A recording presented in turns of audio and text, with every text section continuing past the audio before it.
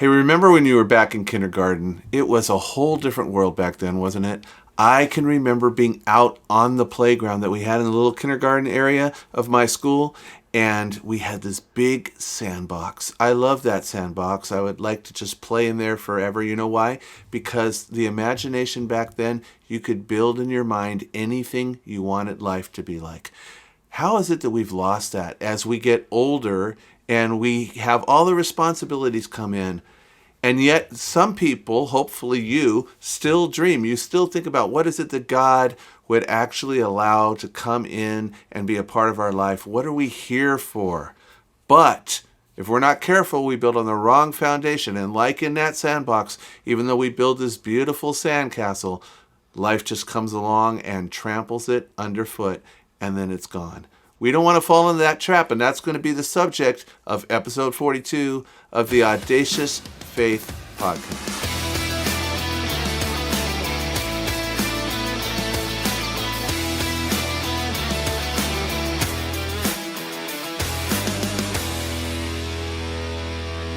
Welcome back to the podcast, my friends. I'm hoping this is not your first episode. If it is your first time joining with us, I hope you'll subscribe and go back and catch all the other great episodes, which also led up to this point. You have a lot of catching up to do. God's been just giving us some great conversations with awesome people, and you won't want to miss a single one of them. But today I want to talk about your life, because how we build it, the foundation that's built on, is very important. I was referencing in the introduction today about that sandbox, right? And another place that we do this as we get a little bit older, some of you are beachgoers, I know. You like being down there by the water, feeling the nice ocean breeze that's there, taking in the sights on a beautiful, clear day. It's a wonderful time just to be there and kind of relax. And one of the places at the beach that I love to go is down by the water. I don't know about you. People are walking, kind of just chilling out there. And down to the water, that's a great place where people build sandcastles, right? Now, I'm not a great architect, to be honest with you. I'm not very creative when it comes to those type of things. I think about a lot of stuff in my mind, but I'm not what you would call artistic. But one of the things I'd like to do down there is I just kind of like build some fortresses or walls like many of us try to do in our lives, right? Try to build some walls around us to protect us and keep the intrusiveness of what is coming out. And I'd be building that wall and building that big fortress and building stuff behind it. And as I built what was behind it, I would build the walls around it to try to protect it. But inevitably, what would start to happen? And that is that the waves at a certain time of day, as you're building that, they would start to come in, the water would come in a little bit further and a little bit further. And what was being built up as seemingly a race against time to try to build that bigger, stronger, and get it where it could hold back what was impending and what was coming in, ultimately, I always seemed to lose that battle. Right? And that is that the water would come, it would get around it, it would go over it, it would level what it is that I had tried to build for myself. You see, it just didn't have the right foundation. Sometimes you'll go there and you'll see beautiful, I don't know if you've ever seen this on TV, where people have built these beautiful, huge, humongous, in detail sandcastles. You can tell that they put a lot of thought, a lot of effort, and everything into that to get it just right. And yet, in the amazingness of that, it seems that they literally have to have someone protect, right? Because someone would come along and just stomp on that. Did you ever do that? If you came upon it and you saw what somebody else had built, and for some reason, out of just some weird feeling that you had, you just went and jumped on it and stomped on it over and over again until it was flattened under your feet and it looked like it was never there. That's what the Bible tells us happens in life. A lot of people spend time building sandcastles. They spend time building on a foundation that isn't solid, and before you know it, what ends up happening is it's there for a little while, it looks great for a little while, and then it's just trodden under the feet of man, and it no longer stands or exists. I want to talk about this proper foundation, and we find it in the book of Matthew, chapter 7. And it tells us, Jesus actually said the words, he says, "Anyone who listens to my teaching and follows it is wise, like a person who builds a house on a solid rock. Now you think about that solid rock and the person that was just going to have that, like if you have a house, for instance, or wherever you're living, even if it's an apartment or if it's a condo or it's a townhome or wherever you are, one of the things that they would be doing when they built that before they could go any further is there would be an inspection. And you know what they would inspect? They would not inspect the finished product and the way it looked. They're going to inspect the foundation. And the reason they inspect that is because if the foundation is not good, if it's not solid, it doesn't matter how beautiful and how awesome the rest of it looks. When a storm comes or when there's an earthquake or when there's some stressor that comes against it, the whole thing is going to come tumbling down. Well, Jesus said that it's just like that in our life. When we're supposed to be a wise person that's going to follow his teaching, that's like a person who builds their house on a solid rock. And it says this is what's going to happen. Rain's going to come, and there's going to be torrents. There's going to be flood waters. All of this is going to rise. There's going to be winds that are going to beat against the house. And when that happens, it says it will not collapse. Why? Because it's built on bedrock. It is built on the proper foundation. Now, in contrast to that, let's talk about the other person. The other person that comes along and they build just as beautiful a house, just as beautiful of a structure, something that looks fantastic, maybe even exceeds the look of the other one. And what ends up happening is Jesus says, he goes, anyone who hears my teaching and does not actually follow it is foolish, like a person who builds a house on sand. Now I'm thinking about that because I live in Southern California. Many of you either live out here or you're familiar with the area. I've lived in Southern California all my life. There's an area in Southern California that is very beautiful, although I will tell you it is a place that I've never lived. Now, even if I could afford to buy a house in this particular location that I'm thinking about, I'm not so sure that I would actually want to do that. And the area that I'm thinking of is a town called Malibu.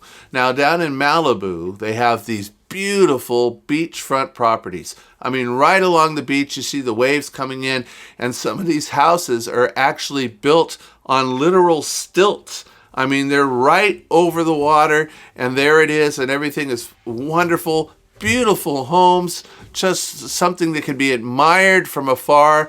But over and over again, over the course of my lifetime, this is something that I've seen. And that is that those houses, as beautiful as they are, when the storm actually comes in and the tide actually comes in and there's these slides, these landslides and everything that take place happening from the storms and the waters and the flood waters and everything, those homes, as beautiful as they are and as much effort that got put into it, just wash away. And suddenly where there was a home, now there's just a pile of debris.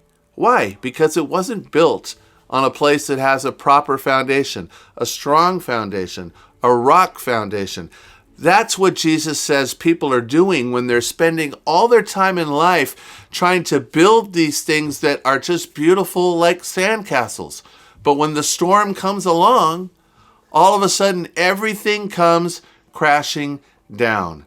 He says, anyone who hears my teaching and doesn't obey it, that person is foolish. Like a person who builds a house on sand.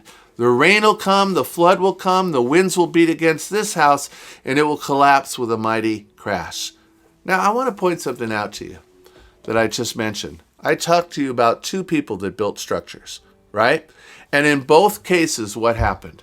Rains came, torrents came, floodwaters came, winds came, beat against the house. It happens to everybody. You know, if you're listening to this right now and you're thinking to yourself, well, you know, the key to life is just not having anything bad happen, not having any tough times, not facing any challenges, doing everything you can, building that life around you, putting the right people around you, taking care of your health, going to the gym 5 times a week, watching your nutrition, eating certain foods or not eating certain foods, getting certain types of education, safeguarding yourself in many ways. If you do all the right things, you won't have the wind and you won't have the rains and you won't have the torrents.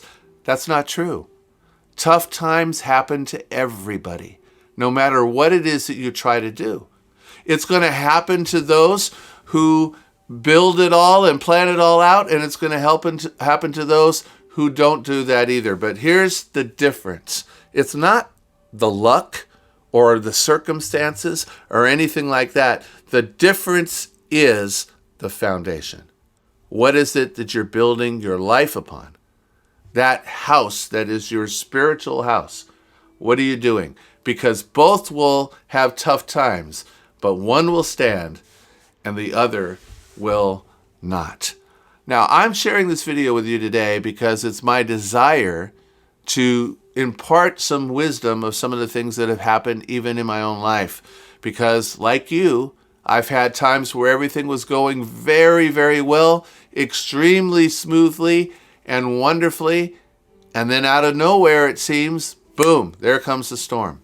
Many years ago when I was in church very early, I probably had only been going for church to less than a year, I would say. And there was a man who was actually a guest speaker, someone I knew pretty well. He wasn't the normal pastor. And he got up and he said something that I disagreed with him with at that particular time. He said, look, he said, if you're going through your life and everything is smooth and you're not having any trials, duck, because it's coming. And I remember as a pretty new believer, pretty new to church, pretty new to a walk with God, I even said to myself, kind of naively at that point, that might be true for you. But you see, God and I, we have this kind of different understanding. Everything kind of goes well. God knows He's got my back. I just walk with Him. Everything goes smoothly. But one thing that I've learned, not only in my own life, but I've seen in the life of many committed believers throughout the years, is that that's not necessarily true. So let me answer this one question that might come up in your mind as we spend just the next and last few minutes together on this particular episode, and that is this. Why, when a person is walking with God, do they still have storms? Why do they still have challenges? Why does the wind still come and beat against their house? Is it that they're doing something wrong? Why does it happen when it seems that they're trying to follow God in their everyday life? And I'll tell you why. It's not necessarily that it's anything against us. It's not against us. It's actually for us. Because often these are the times when we learn to rely on God more. And we learn lessons and we become stronger. The Bible tells us that actually the testing of our faith produces perseverance. You can find that in James chapter 1.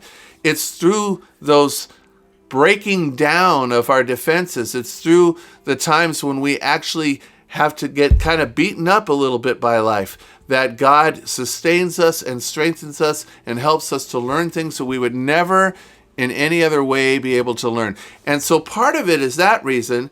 And here's another reason. A lot of times you're going through things not only for your benefit, but for the benefit of someone else. There's an example of a bridge, for example. You know those bridges that you go across, and you'll see sometimes there's a little sign. You can usually find them. There's a bridge is rated to handle a certain amount of weight. Have you ever asked yourself, how is it that they kind of determine that? Well, by testing it. Right? So if it's supposed to be able to handle up to 20,000 pounds, for example, what will they do? They may put 30,000 pounds worth of stuff on top of that bridge when nobody is there that can actually get killed, and they test it. You say, well, why would you do that? Why would you test something like that? Why would you put it under so much stress? Well, to prove the strength and to prove the foundation and to prove the quality of that particular bridge. You know, there are times in life when maybe you're trying to follow after God. Maybe you're trying to do the right thing. Maybe you're trying to have everything right, and people are going to be looking at you. And when are they going to see the quality of your faith the most? When are they going to see the validity, the realness of your faith the most? Not when everything's going good, but when you go through some tough times, and when God gets you through, and when He helps you. Some people, they end up in the hospital, they end up sick, and you say, why would a good follower of God end up in the hospital and end up sick? Did they not have enough faith? Did they not pray enough? And that must be the issue, right? Something they did wrong. No, maybe it's for that nurse. Maybe it's for that doctor that's going to come in. Maybe it's for that roommate that they're going to have a conversation with that's also going through a hard time. Maybe it's for that family member who has not yet realized, hey, wait a minute, is their faith real or not? And then they see how their faith gets them through in a time of very much difficulty. You see, it's not always about us. Often we go through things to prove the faith that we actually have. So I want to encourage you today. Make sure you're building daily on the right foundation.